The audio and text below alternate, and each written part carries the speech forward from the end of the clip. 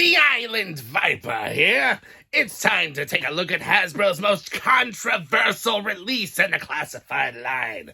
The G.I. Joe classified Falcon. Let's see what all the hype is about. Everyone seems to hate this figure so much. HasBlow didn't know what they were doing when they made him. Let's take a look here. What we have inside the box, which I just ripped. We have the footlocker with accessories. Junk.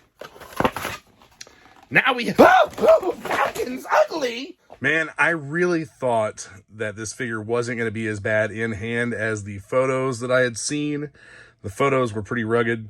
This guy looks like a Dick Tracy villain. I mean, he's just not... does not look like what Falcon should look like. Falcon is supposed to be a young man in his 20s, his early 20s. He's Duke's younger half-brother. They should have made him at least look a little bit like Duke, but man, they really added the wash and kind of an odd-looking print to the face. At least the print is not way off-center like I've seen with some figures, but his face just looks kind of wrinkly and rugged. And a lot of that is shadow, but it's shadow in places that are sunk in. He looks like a meth head. It looks like he, let's see, what was the drug that they got him hooked on in the Dick series? Spark, yeah, that's what it was. He looks like he's been doing Spark for too long and just not doing well. Man, that's... I'll stop because it's just pretty bad. I don't know what's up with this wave, but between him and the weird-looking CoverGirl figure, the sculpts just seem a little bit off on these, or a lot of bit. Not really a little bit, but a lot of it. Overall, the body looks good. The arms, the hands, everything else looks fine for a Falcon figure. You do have a color differentiation between the hard plastic torso with the ab crunch and the rest of the green on the body. This is more of a shiny plastic here. But he has the scarf. He has the beret that fits.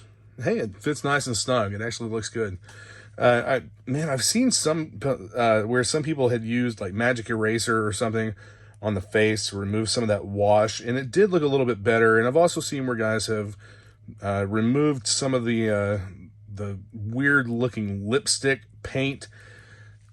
You can see like there's some overspray on this figure. I don't know what that is. It's black, and then it looks like some wash got over here on his ear and on his cheek.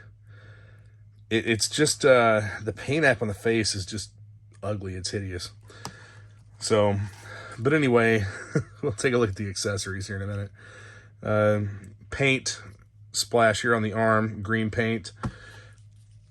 HasBlow's QC is their quality checks are starting to get pretty bad, unfortunately. I hope they improve this with future waves.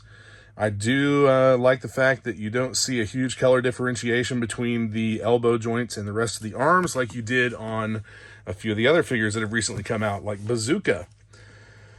You have this piece of webbing here that would probably come off if you completely disassembled the figure, including the waist.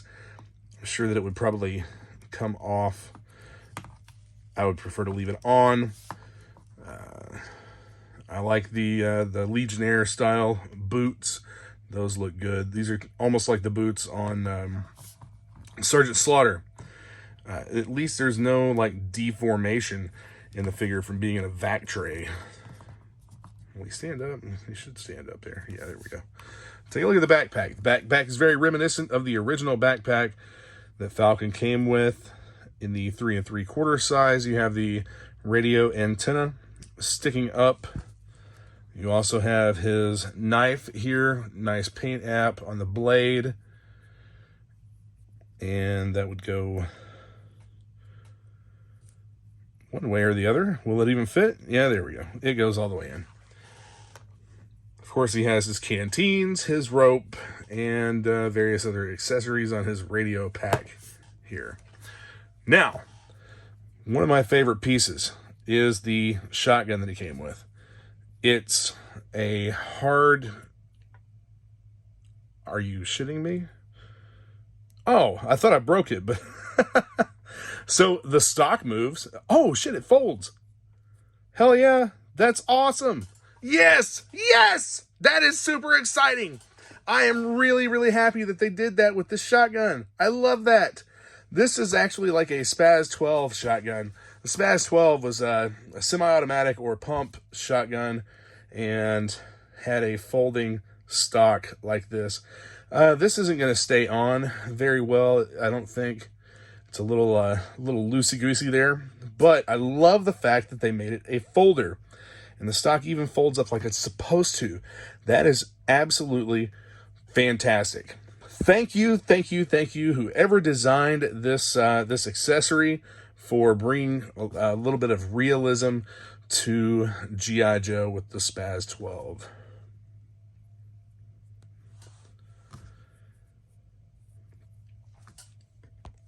Let's get the figure geared up. We have the backpack hole in his back here. Let's see if this will peg in very well.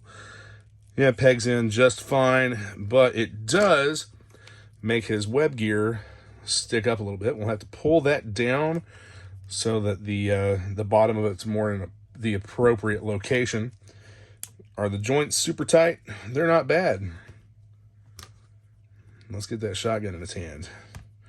His hands, so one of the things that I've noticed across the line is that some figures have hands that are soft and pliable, and some figures have hands that are much more stiff. And Falcon's hands are a little on the stiff side, but his finger does go into the trigger guard just fine. Fold that stock out. I love this. I'm a fan of this shotgun in real life, and I think that it's awesome that they brought it to the classified line. I love that. Again, thank you for whoever designed that. I hope that you didn't also design the head or the face sculpt.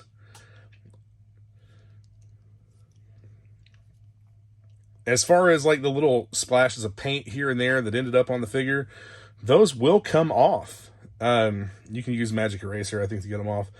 But we shouldn't have to. Hasbro really needs to up their QC, or their quality assurance and quality checks. That's just something that China does not do well, and these figures are made in China. China's not known for their quality, they're known for their quantity, and that's what they're pumping out with G.I. Joe and Marvel Legends and any other line like that. I really hope that that we can get some quality back to the G.I. Joe line in future waves.